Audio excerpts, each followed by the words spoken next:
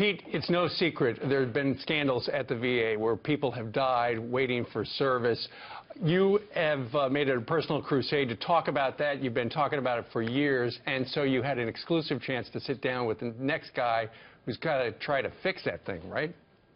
That's right. I had an opportunity yesterday to sit down with the new VA Secretary, only his sixth day on the job, David Shulkin. And not just me, but this show, Fox and Friends, has covered the problems at the VA and how badly it needs to change. So he thankfully granted us the first exclusive interview he's done yet as Secretary. And we sat down for a long, wide-ranging interview yesterday. And one of the things we talked about is, how are you going to drain that swamp? How are you going to take on those institutions that for so long have crippled the VA? Here's a part of what the Secretary had to say yesterday in our discussion. I've been in the swamp, I've been there, I've been a part of writing these bills.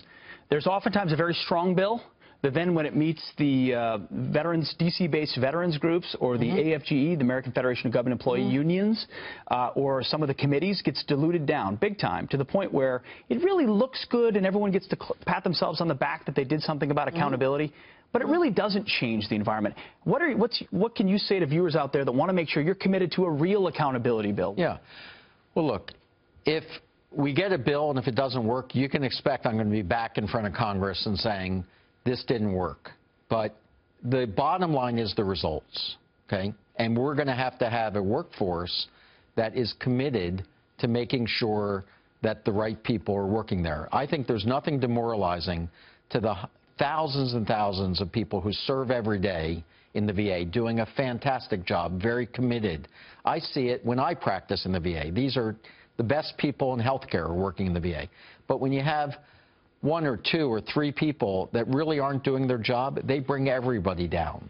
And so the very best thing I know from my private sector experience is you got to deal with that. You got to get them out of the system because it helps not only the veterans, but it helps the people who work in the VA who are trying to do the right thing for veterans. So, but Bob McDonald oftentimes said the opposite. He said, how are we going to hire people here if they think they can be fired at a whim or at a moment's notice? But your argument is, if you can't fire those poor performers, then you don't have a good culture. So would you say you take a different position than Secretary McDonald did, who fought against a lot of these accountability bills? Well, I think what I heard the Secretary saying is it's very important to have a due process. You don't want to arbitrarily fire people. But I could be fired right now. I mean, half of our viewers could be fired when they walk into work tomorrow for not doing their job or not showing up. But you've got VA workers who sell cocaine or don't show up or view porn at work. So it's not about due process. It's about...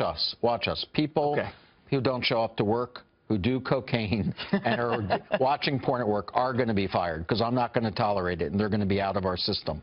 And you watch our results there. But remember, we're talking about the vast, vast majority of our employees are dedicated. They could be working anywhere in healthcare, but they choose to work at the VA. And I'm going to support them, and I'm going to stand behind them. A lot of people who've been fighting this in the front lines already are whistleblowers who have come out. I mean, the reason we know about Phoenix to begin with, where the scandal started, were whistleblowers. I'm in regular contact with them. I'm sure you've heard from them as well. But Secretary McDonald, the previous administration, almost ignored them, if not were outright hostile to them. Have you met with whistleblowers yet? And what is your commitment to make sure that those voices that are marginalized because they're trying to do well by vets, that you make sure those voices are heard? Yeah, I've absolutely met with whistleblowers. It's very important to do that, and I agree. They've brought very important issues to the forefront. And not only are we going to support those that tell us problems in the system, because that's how we get better, but we're going to address those problems. And I know sometimes takes a while to address those problems, probably longer than it should, but we're going to make sure that just because it's hard to do, we're not going to stop. Guys, we asked also yesterday viewers for their questions. I got a stack this tall that I brought to the interview. Some of the best parts of that interview are the viewer questions and his answers to them.